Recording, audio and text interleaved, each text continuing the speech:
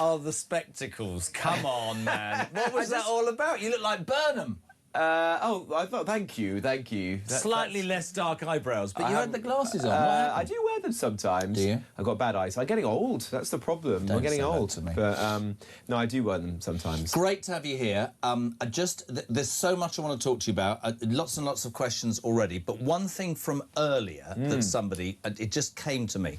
In your discussions about getting rid of this £50 billion worth of welfare. You've talked about foreign criminals shouldn't get it, completely agree. I'd like to throw my two penny worth in. People like Clacton shouldn't be in jail for life for murdering 3 people and be getting £1,000 a month. I think that's absolutely insane. The one thing that's got people today, quite interestingly, and you know this, whenever you talk about cutting benefits, people are, oh, what about me? What about me? And people phone up. If you're on long-term benefits and whatever you've got and you're worried that it's going to be taken away under a reform, phone Robert, because it put your mind at rest. Community service. We just had somebody on, I can't remember, it's maybe it was Daniel Hannan. 330,000 you said yesterday. That's right. How much is it going to cost to make all of these people do community service? And by the way, I absolutely agree with the concept completely. Yeah, so just so your listeners know, there's 330,000 people in the country today who are claiming job seekers allowance and have been looking for a job for at least a year. And what we're saying is that on top of continuing to try and find the job that you want, you should be giving something back to the community. No more something for nothing. You should be helping out, maybe doing some gardening, helping in the local library, doing a clerical task at the local council offices. And this would be good for the individual, because we all know it's bad to be stuck at home. And these days, actually, applying for jobs is even more depressing and soul-destroying than it used to be, because all these are online. You often got algorithms, you know, it's AI choosing who gets called for interviews and so on. So you very rarely even meet people in this process. And why not have people out and about doing something useful and as well as being beneficial to the individual and their mental health and well-being, be good for the local community. I completely Because we'll get agree. a whole load of positive things done. I mean, I feel it's a bit like the alarm clock Britain thing that you've nicked off me, because I've been saying this for 10 years, and do you know I'd go further? Sorry, this will shock you. It's the very reason I think we should shut our borders, because for years I've been told, as we have been told, we need these people to come into this country to be fruit pickers or hospital porters or whatever. Well, I would shut those borders and say to people who, you know, one of the greatest things you talked about, which I've been saying it for, it should be face-to-face. How can you possibly get 6 months off work by saying, oh, I've got slight anxiety, by filling out a form? It's completely crazy. Look, what we're saying is that if you want to claim disability benefits, and obviously there are many people who deserve them because they've got serious conditions, it's only right and proper that you have a face-to-face appointment with an actual clinician, like a GP, and that you make your case, you're properly assessed. And for the people who deserve the money, then obviously they will get it. But there are many people, we all know this because we've encountered them in our daily lives, who are taking the mick at the moment, and that brings the whole system into disrepute. The number of people claiming disability benefits for mental health has doubled since the pandemic. If we just got that back to the way it was before the pandemic, then that would be almost 1 million fewer people claiming, and you can imagine how much money that would be. Right, let's get to it. Possible. Ring Rob. You can ring now, 0344 499 1000. You can text a question, 87222. Leave a voice note, whatever you want. And I did say that whenever you talk about benefits, there are people genuinely who get concerned. Absolutely. Baz from Hull, can you please ask Robert this? Our 33-year-old son is autistic, non-verbal, hard of hearing and severe learning delay. He is on ESA and UC. We pay for him to go to daycare for people with disabilities. Will Robert expect people like our son to go out and do voluntary work because he couldn't do that? What does he say? No, absolutely not.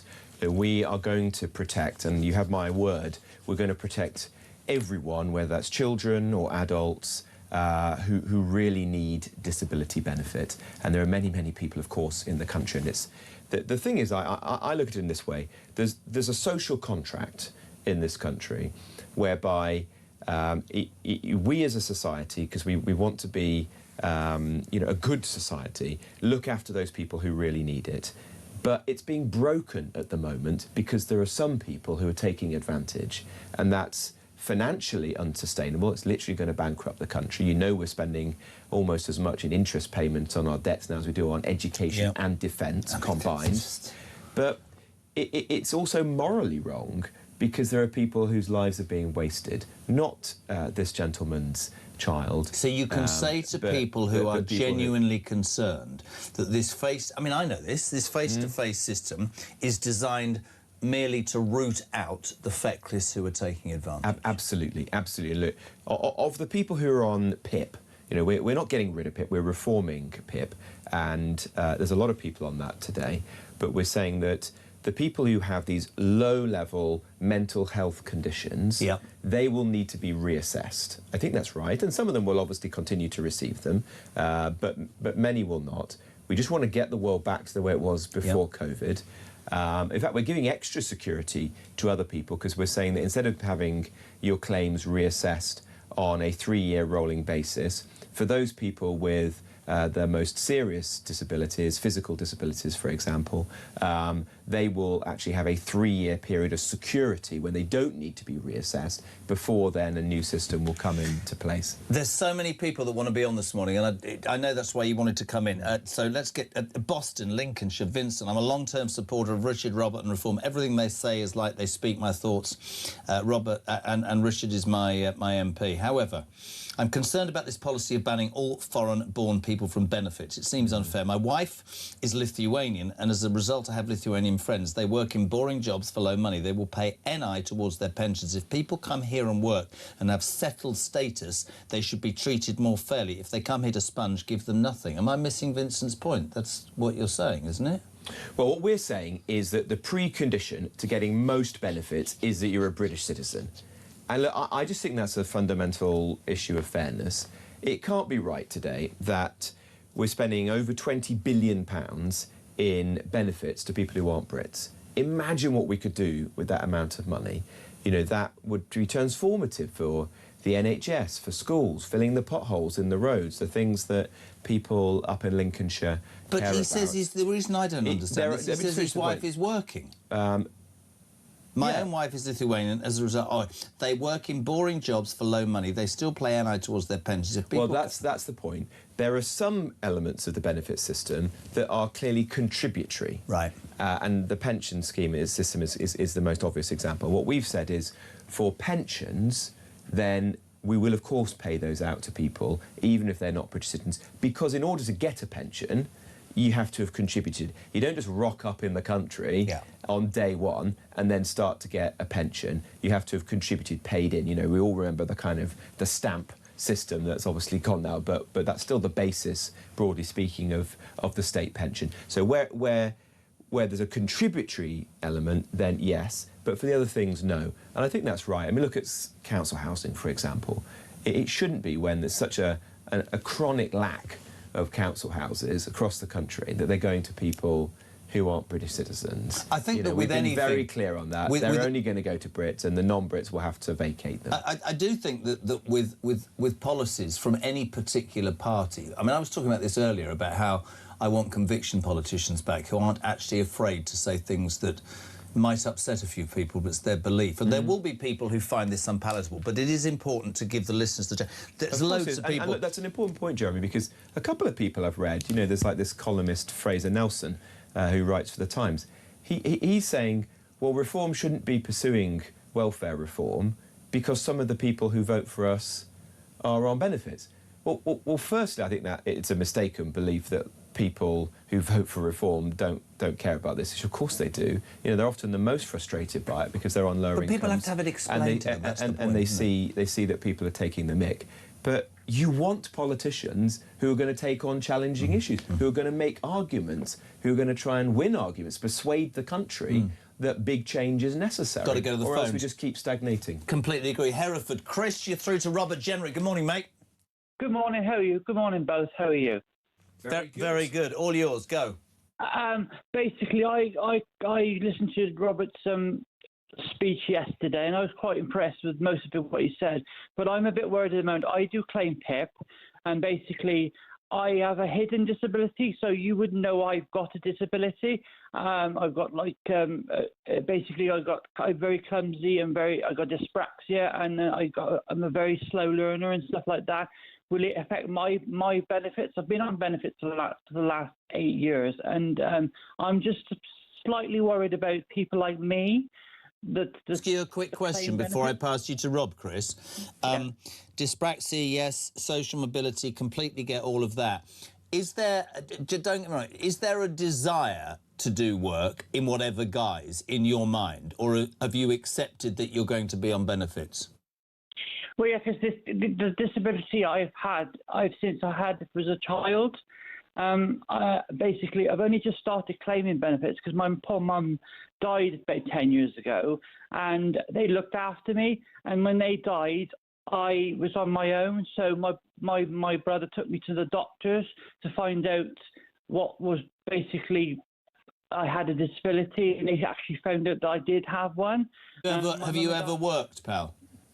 Oh yeah, I work. Yes. Yeah, Robert. I work part time. Jeremy, I'm not a stranger. I don't sit. Excuse my language. I don't sit on my bottom all day doing nothing. I do get out, but I just need that support because I live on my own. I'm vulnerable, and basically I do struggle in life sometimes. Really, really good. And glad you called, Robert Jenrick. Yeah. Great call. Great call. Thanks, Chris. Look, what we're going to do is keep PIP, so that's not going, but it is going to be reformed. The primary focus is going to be on the mental health, the low-level conditions like anxiety, depression, and there are some things which are pretty minor, like tennis elbow, for which people are claiming benefits. Certainly not, by sounds of things, comparable to the challenges that you face. So those people will be reassessed.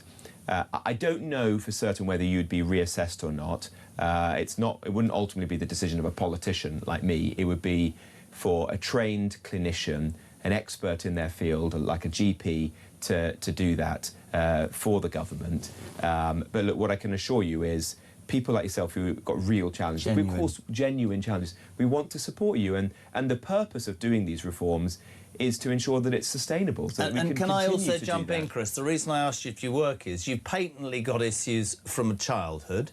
You've been diagnosed, and yet you still have the gumption to phone here. You're still working. You are exactly the sort of person, in my humble opinion, that the system was set up to help. And I genuinely mean that, but it wasn't set up, and I'm sure you'd agree with this, Chris, to help people who wouldn't be doing the part-time work and wouldn't have gone to see the doctor and wouldn't admit they've got issues, but are basically sat there expecting the rest of them to wipe their backsides, as you said. Do you see what we mean there, bud? Yeah, as I said, when I was just diagnosed with this, I was actually had to see a psychologist, and it's no word of a lie. It took me almost 30 weeks to get my PIP. And I had to fill out. No word of a lie. I had to fill out a form about 40 pages long, and I had to see somebody to get diagnosed. And some of these people that are on PIP, that are claiming PIP, are just like filling the form out and just not speaking to nobody. And I don't think that's fair. Listen, Chris, thank you, mate. And Chris, if I could just finish on that one. Yeah, you're absolutely right. I mean, the current system is crazy that there's all these assessments that you have to do. What we're saying is let's simplify that so people are treated with dignity and respect. And we're proposing to have a single assessment. And if you need things to help you with your daily life, which it sounds like you do, like therapy, or if you had a physical disability, you needed like a wheelchair, a rail, instead of having to go to like a kind of big national organisation, we're going to give all that money to the local council. So you would go to Hereford Council and they could find somebody close to home who could do something that works for you, rather than a national service which feels very, very remote from most people. Chris, great. Really appreciate it. Loads of people. I just want to read a couple of texts. Good morning, Jeremy and Rob. As a disabled person, I welcome these plans from reform. I know I generally can't work any longer and have years of medical evidence that backs this up. But I'm sick of being lumped in with the feckless and people thinking I'm also the same and don't want to work. More common sense policies like this are needed. No sugarcoating. Let's do with some honesty. Here's an interesting one. Ange Burnham.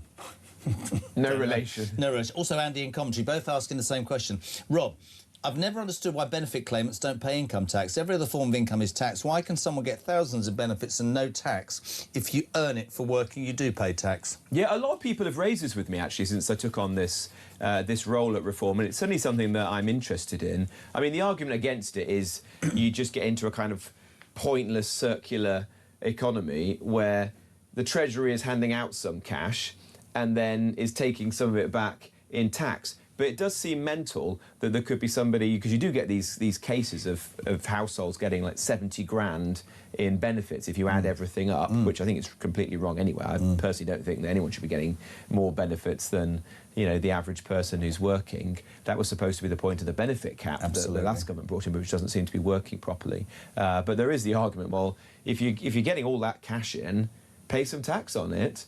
Is it something that Reform would consider looking at? I'm interested in the idea. I think the argument against it is just, isn't it really wasteful that the tax, you know, the Treasury is paying the administrative costs of handing out the money. Pay out less then. And then, well, quite. I think the overall answer is probably people shouldn't be getting all this money in the first place. You know, when you go out canvassing and you meet people that you have to convince, you're going to have to convince our next caller. George is in Dundee. George, you through to Robert Jenrick. Hiya, how are you doing? Hi, how are you? Good. I was a Reform supporter, but after thinking about what you said yesterday, the last 24 hours, you've kind of lost a couple of votes in our household. I'll tell you the reason why. I take it you've never claimed benefits, right?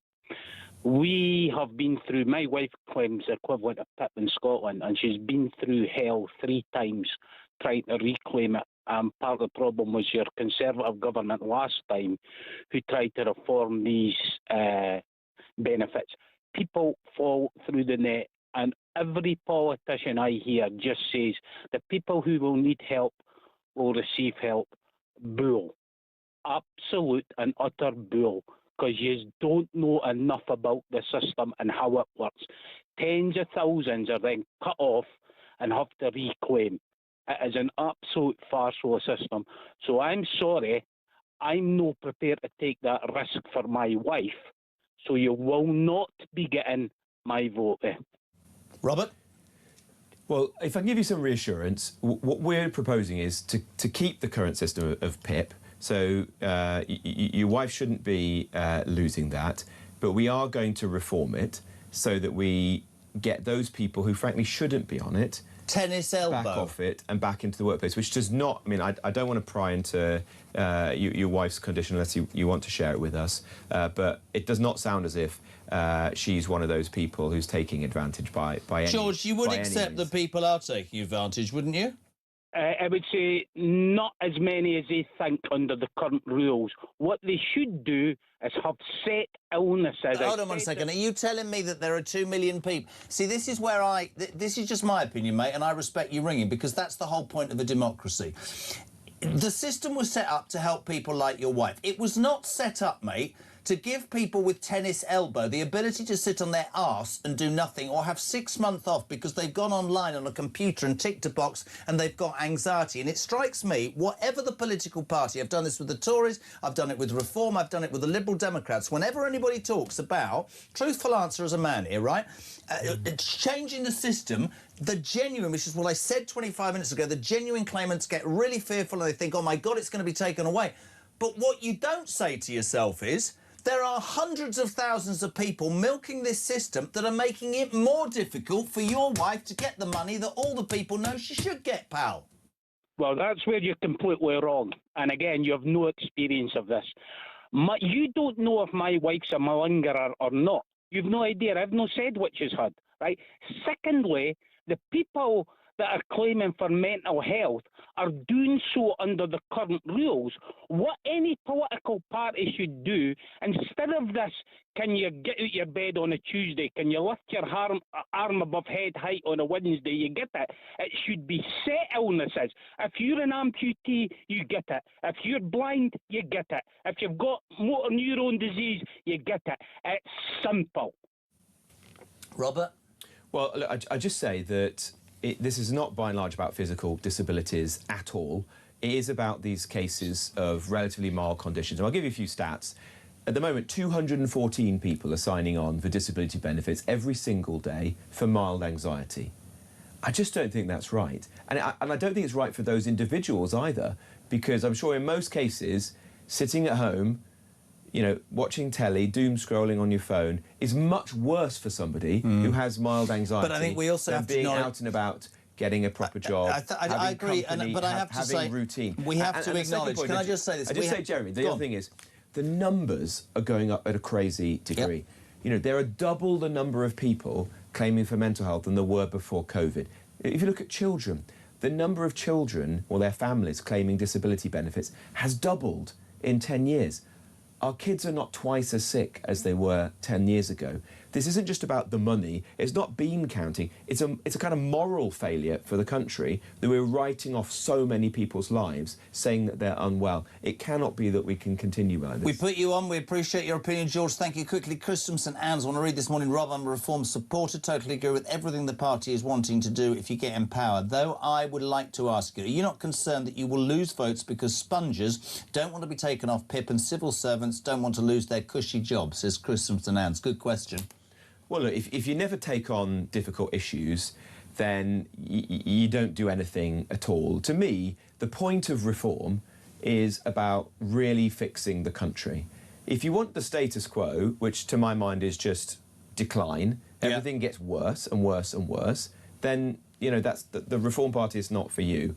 And if you want politicians who are just going to lie to you, then that's not reform. I didn't join Reform just to make false promises. I felt that's what, in the end, the Tory party did. Yep. If I'm going to stand up and say to people, for example, I'm going to cut your taxes if I'm lucky enough to be Chancellor of this country, I've got, first of all, to have levelled with you and said, in order to do that, we're going to have to find some savings by fixing things like the exploding benefits bill.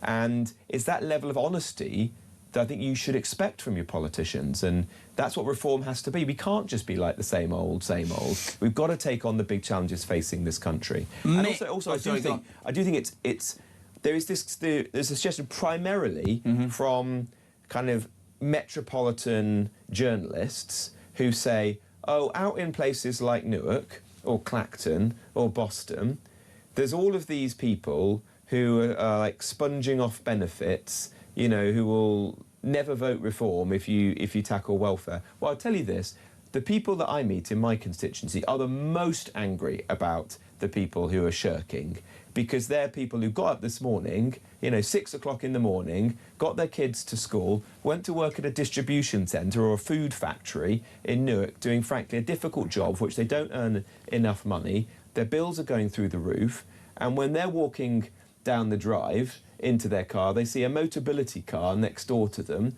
that their neighbours had, the curtains closed, and they think, why am I doing this? I'm a mug. When people are sponging. And it's in their name that I do these reforms, because they are Alarm Clock Britain. Completely agree. They're hard-working, decent, patriotic people, and we should be on their side. It's good to break loads to cram in. Get your calls in. 03 Derek is with us. Reform's, well, Shadow Chancellor made this announcement, didn't you, about benefits? And you've understood in the first half an hour of this programme today that people get very concerned about how their lives are going to be torn apart. Can I just go to Mick? Voice note. Question for Rob. Morning, Mick. Morning, Jezza. Great show. Love the guest. Let Rob know for me, will you? I agree with everything he's saying in his reforms. Completely sensible. But instead of saying people are taking the mick, I'd rather him say people are on the rob. And that's from a Mick in Staffordshire. Not so sunny today, though, fellas. So, yeah, they're on the rob, Not taking the mick, Rob. But I agree with all your reforms. Get him in, lad. Get him in. Catch you later, Jezza, lad. Good man, thank you very much indeed. They're on the Rob, not the Mick Rob. Can I just say, my mate in Newcastle, I brought this up yesterday, and I wanted to bring it up with you, because he is a massive reform supporter, Rob, and he is infuriated, and this drives him as insanely mad as anything. When Lammy covered up those figures for foreign criminals and the crimes that they had committed, he has been banging. In fact, he goes further and he says he does not understand why Reform do not have this as a flag-bearing thing to talk about. It is an utter disgrace to think that nobody will publish the figures of what illegal migrants who have come into this country incorrectly and are nowhere to be seen, what crimes they've committed.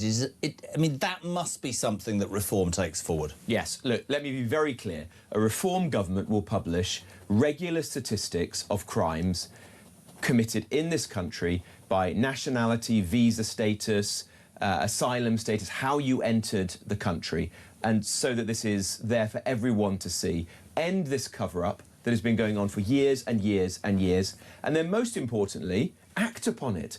Because we're not doing this as some kind of, you know, think tank exercise. We want to do this so we can make policy accordingly. And if, as I'm certain the figures will show, certain nationalities are much more likely to commit crimes, particularly sexual crimes, then we need an immigration system that reflects that. Why would a government not publish stuff that would actually help protect its own people? Because they don't want to take the action that would follow from that. Look, if it shows that, I don't know, an Eritrean is 20 times more likely to commit sexual violence or rape a woman or a girl here in the UK, stop giving visas to Eritreans. Yeah. It's as simple as that. So your guarantee is that you will do something? We will guarantee that that will happen. And I cannot tell you how angry and frustrated I am about this. When I was in the Conservative Party, I brought forward an amendment to the bill that was going through the House of Commons at the time, and James Cleverly, who was the Home Secretary, and Alex Chalk, who was the Justice Secretary, declined to accept that. Then I actually brought the same amendment to a vote when Shabana Mahmood was the Justice Secretary under the Labour government, and Labour actually voted against it, crazily. And now, same issue with David Lammy. God knows what the new one will do.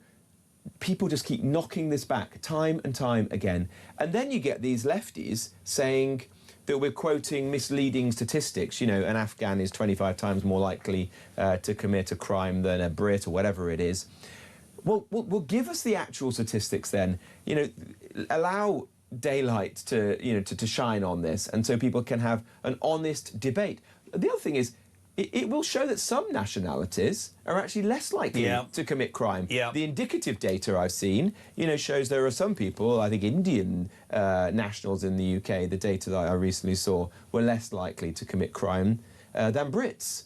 So there will be some interesting statistics. It's not all straightforward. It's definitely, it's not something. straightforward, but it will show that there are some nationalities which are much, much more likely to commit serious and violent crimes than Brits. And then you've got to just have the honesty to say, we just can't let these people into the country. Let's go to Oxford. Chris, good morning. You're through to Robert Jenrick. Good morning. Good morning, Robert. Good morning. First of all, this stupid government alert that went off, I've actually turned it off. I won't be getting those again. I thought the whole idea was if we were under attack by somebody, or even, as we know, some of the terrorists from Iran are trying to come over on the boats, there was a terrorist alert anywhere within the country. That's what it would be used for, not stupid barbecues. I mean, whoever dreamed that one up should be sacked. Lou Hague, wouldn't it? I don't know. What do you make of it? There was a certain irony that Louise Hague, the one who was convicted of fraud, I think, for losing her mobile phone, for nicking mobile phones, was the one who sent all our mobile phones this message.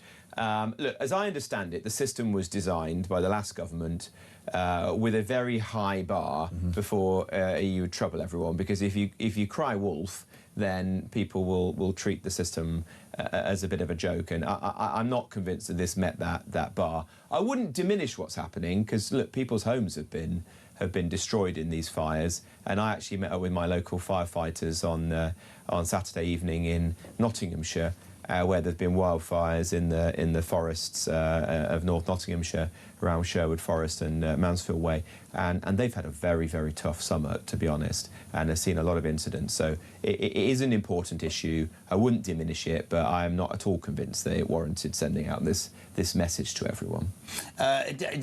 What do you... I don't know about you, Chris, to be honest. I nearly did something I didn't know what was going on. I thought it was... Well, I was in the pub when it happened. Of course you were. And it was all buzzing, and then everyone got multiple ones as well. Yes, and they came at different moments. Yeah, at different moments. So it was a bit of a mad situation, but there we go. Chris, thank you very much indeed. Jez, would you mind, please, in asking Rob Jenrick where he expects work to actually come from, as no end of businesses and shops and banks have closed down where I live in our post-industrialised society? How are you going to wave a magic wand and make jobs appear? Well, it's a fair point, and actually there were stats out today from the Office of National Statistics showing that the number of vacancies has fallen and is now at the lowest level for at least 5 years. So there's a big problem. There aren't enough jobs. Unemployment is rising. So part of the answer, obviously, is we've got to get a government that helps to create jobs, stop increasing taxes, for example. What about energy prices? On people who employ. You know, Reform has said, probably the only party that said this, we'll scrap Rachel Reeves's disastrous employers' national insurance increase, the jobs tax, and we're going to do that for British workers only, with a levy on foreign workers, so that businesses who are doing the right thing, employing Brits, get a big tax cut, and encourages them to take people from the local area rather than just importing foreign labour from overseas. This is really interesting, and this is why I love doing these things with you, because politicians have to answer all questions. He says, I want to remain anonymous, but could you ask Robert Jenrick if, when the community 20 hours workers paint railings, sweep streets and whatever else, does he expect the paid workers whose jobs are doing those things to accept fewer working hours and not claim benefits to help them with their reduced hours?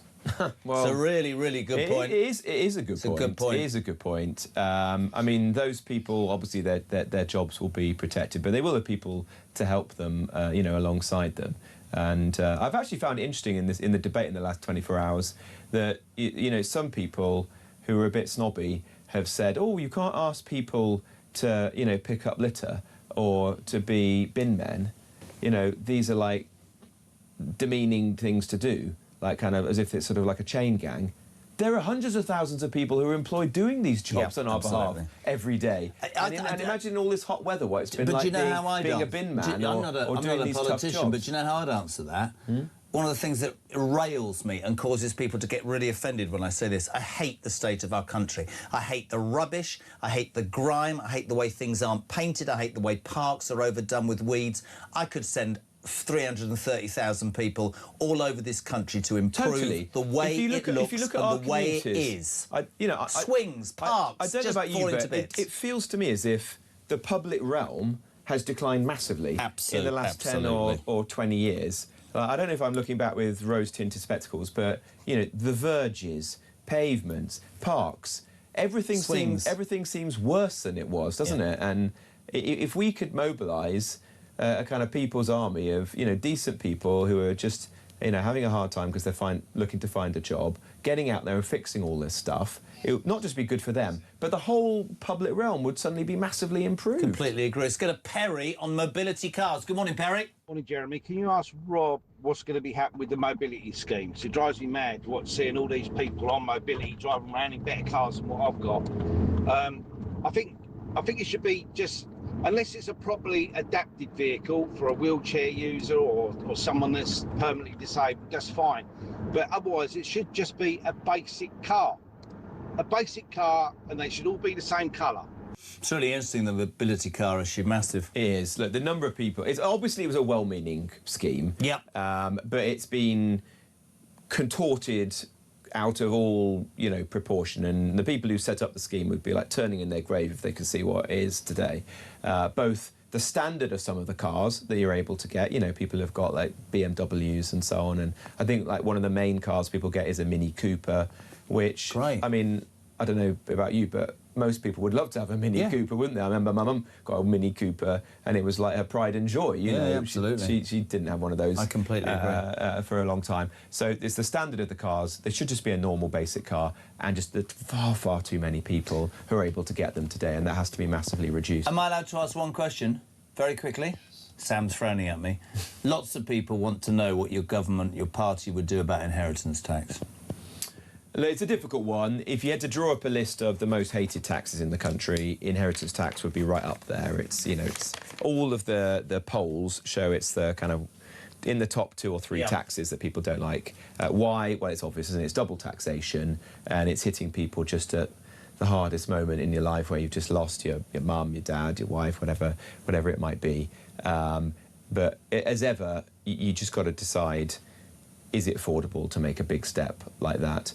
And obviously it's one of those reasons why you've got to make tough decisions, like the benefits changes that we're proposing this week, because that buys you at least the space to contemplate. Would you try and help people with inheritance tax? No, I'd like to do it. Of course, I'd like to do it. But I also want to be fiscally responsible and to look after people's money carefully. And so I'm not going to go around making promises in a kind of careless, cack-handed way unless I'm certain that we can actually deliver them. What I have said is that we would reverse in full the two mad inheritance tax policies that Labour have done. The family farms tax has caused so much pain. In fact, I met a farmer just on Sunday in my constituency who was absolutely, wrought with worry about this because he'd been diagnosed with cancer and hadn't yet made the kind of tax planning that he'd hoped to make. And secondly, the changes to business taxes that mean you can't hand over a family business. So maybe you're not rich, but you own like a hotel or something. So there's like an asset or which is worth a bit, but you're not making lots of money. No. And you always dreamt that you could hand that on to your kids and your grandkids. They could continue to run the business, not have to sell up. That's those sorts of people are the backbone of the country. We're going to get rid of both of Rachel Reeves's appalling decisions there and enable people to hand on those assets to their kids and their grandkids. Can I just say thank you? It's really fascinating to be able to give people all the chance to be able to ask all that stuff, because we saw you yesterday. And next time you come in, can you wear your Prime Ministerial glasses, please?